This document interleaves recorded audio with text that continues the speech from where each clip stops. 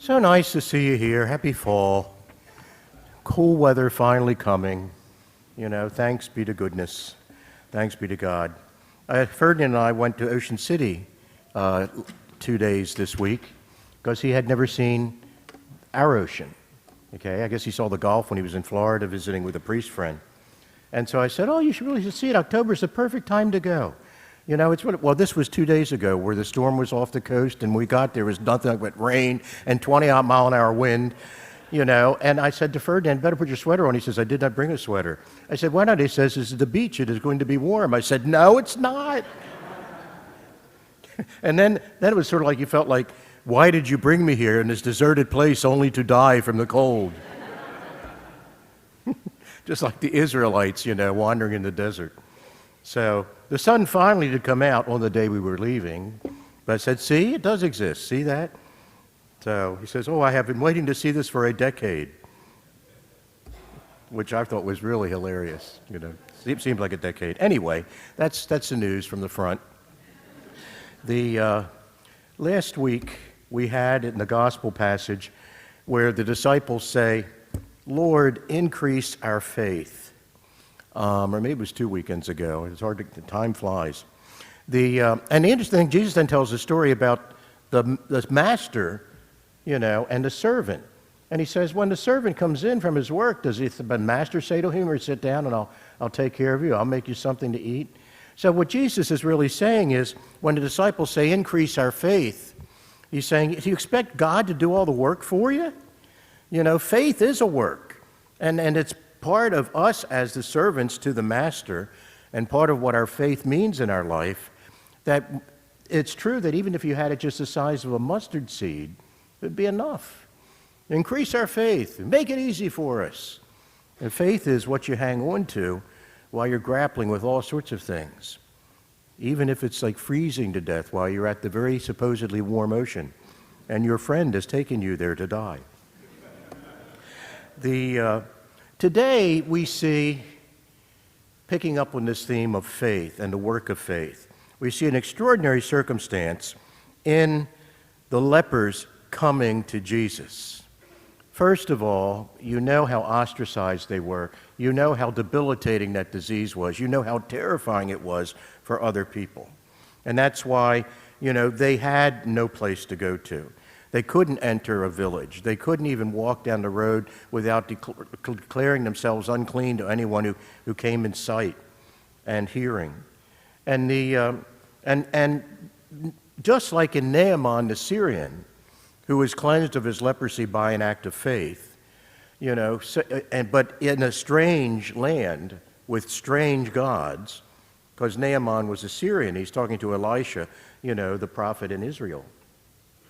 And what happens is when Elijah tells him, to go bathe in the waters of the Jordan, the reality is he's telling him, bathe in water that's not even as clean as the rivers where you came from. And that's why in the Bible, Naaman says, the Syrian general says, are not the rivers of the far and the Euphrates much better than the ones here? And he says, what do you mean, go take be cleansed in dirty water? He says, I thought the least he would have come out from the temple and waved his hand over the spot or said some prayer. And at which point, Naaman's servant, risking a lot, says to the very angry general, he says, my lord, please, if he had asked you to do something unusual, would you not have done it? All the more reason to do something because it's so simple.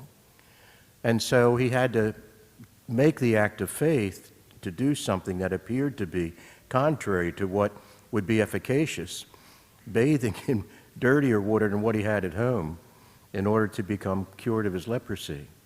But he did it at the word of Elisha and the encouragement of his own servant. And then after that, he winds up with, he wants to give gifts, to Elisha. And he says, well, look, if you won't take anything, give me 2 mule loads of earth, and then I'll take it back, and then I will worship, the true God. So Naaman winds up with a lot of faith after having to cross that little bridge of, this is ridiculous, how can this possibly help? And so here you have the lepers who are bridging that gap between what appears to be impossible and yet what might be possible with a person of God, Jesus, the Messiah, the prophet, who has cured many diseases. So the other part of that is that Jesus reciprocates by saying, instead of "be gone and out of my sight," he says, "Go to the temple and show yourselves to the priests." So he's already responded to their request. And on their way there, they're healed. But of course, as you know, only one comes back. You can't blame the other 9. They were returning not just to the temple to be able to, offer for the priest the sign that their leprosy was cured, which would then have returned them to the ability to worship in the temple, to go back to the community, to be members in their own home. No wonder they were running. And one decides to stop what he's so intent on, to come back and simply say thank you. Some lessons for us, don't you think? That we have our faith, and yet sometimes we may expect God to do all the work for us. But we have to meet God as part of the way. It's like the person who said, "God, I've been a good person and I've never won the lottery. Never." And a voice from heaven says, "Hey, give me a break, buy a ticket."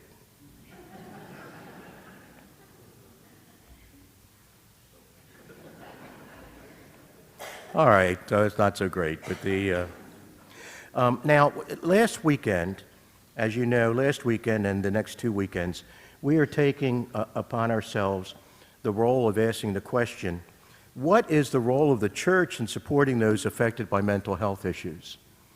In a way, you could almost say that mental health issues are kind of like the new leprosy of the day, in the sense that there's so much confusion, fear, and misunderstanding with regard to people who find themselves in the throes of mental illness, mental health. And it affects every family in many, many ways. I think 1 in 5, and we went over some of the statistics last week.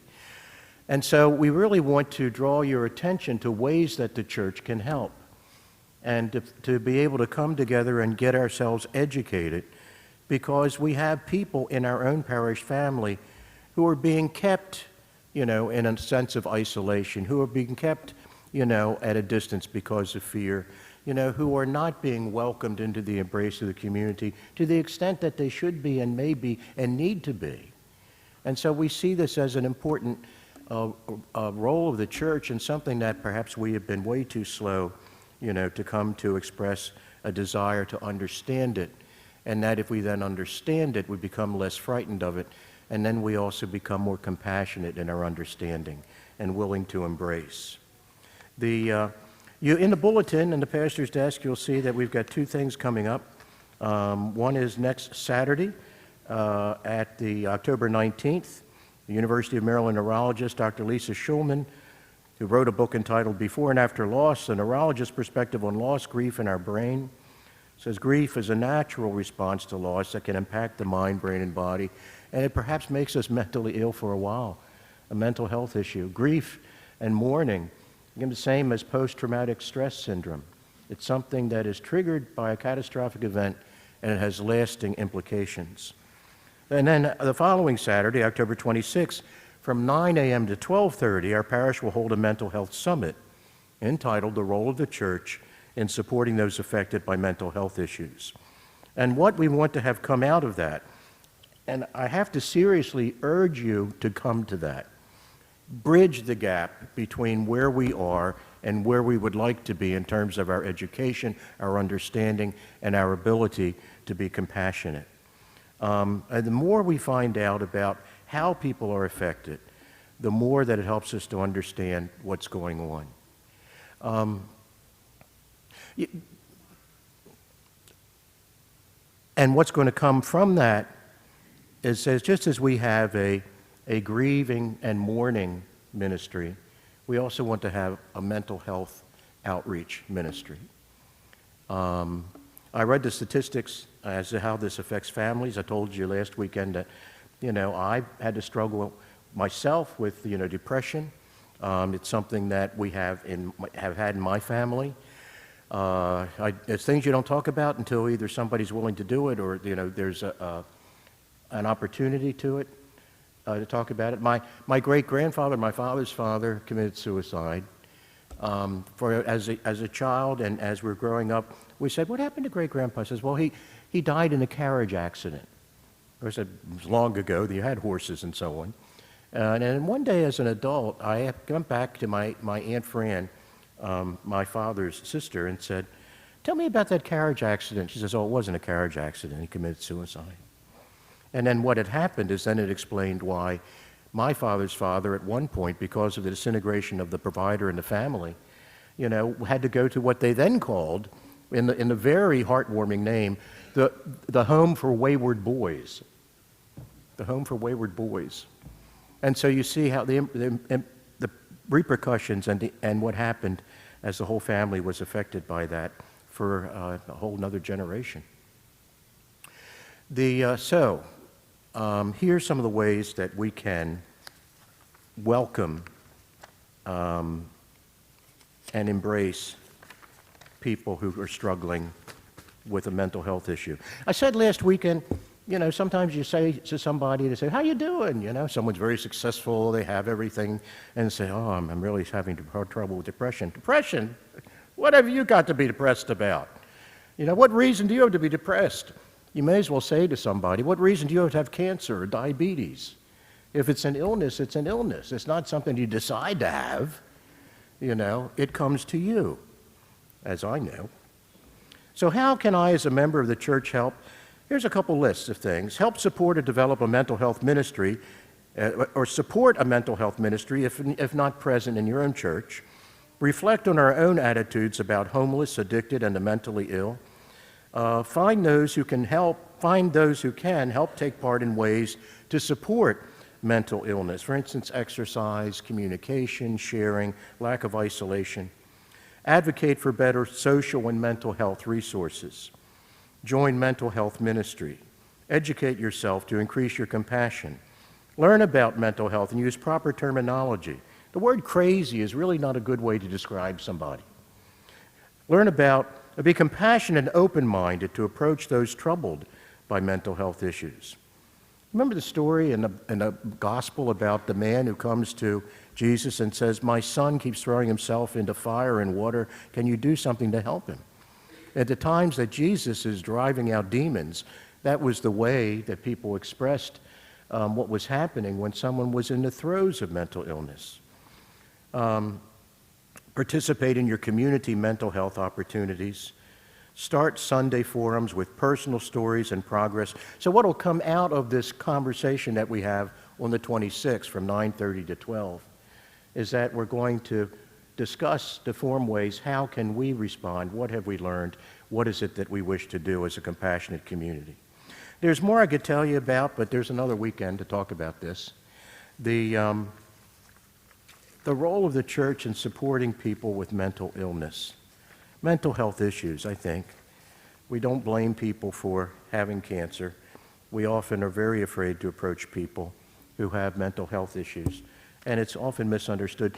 That, for instance, the terrorism that we've seen, for years, but especially an increase of that, in our country in terms of attacks against the shootings and things like that, it's often treated as a mental health issue, that people are mentally ill, but hate is not a mental health issue. And only about 5%, according to the statistics, of those who engaged in actions like that are mentally ill. Only 1/20, 5%. But how quickly we're able to simply label people. Oh, that's them. The crazy ones. It's hard to come out to anyone about having a mental illness, a mental health issue. Like the lepers having a hard time to come to Jesus, but they had to bridge that gap. Like Naaman, the Syrian general, having to bridge the gap between, where he wanted to be and what he was being told to do, which seemed to fall short of his understanding of what kind of miracle it would take to be cured. Especially so many people are commonly misunderstood because people aren't familiar with mental health issues. And they tend to think that people are the way they are because of nature, personality, or attitude. What right do you have to be depressed? Boy, I'd love to trade places with you. I bet you wouldn't. When you do have the strength, courage, and bravery to open up to someone else, you are working to alleviate the stigma, increase awareness, empower yourself, grow as a person, and promote understanding of mental health. So don't let other perceptions scare you from either getting the help you need or being willing to be an embracing member of our parish community, which seeks to be a disciple as Jesus was. The most amazing thing about when Jesus is actually going out to people, who are lepers, what he does is he touches them. He physically touches them. But for people who have been far from embraces or human contact, can you imagine just what that little action would have meant? That those who were near, those who were far have been brought near. Those who had no one to talk to have someone who approaches them. There are many, many ways to heal, and some are not all physical. They are spiritual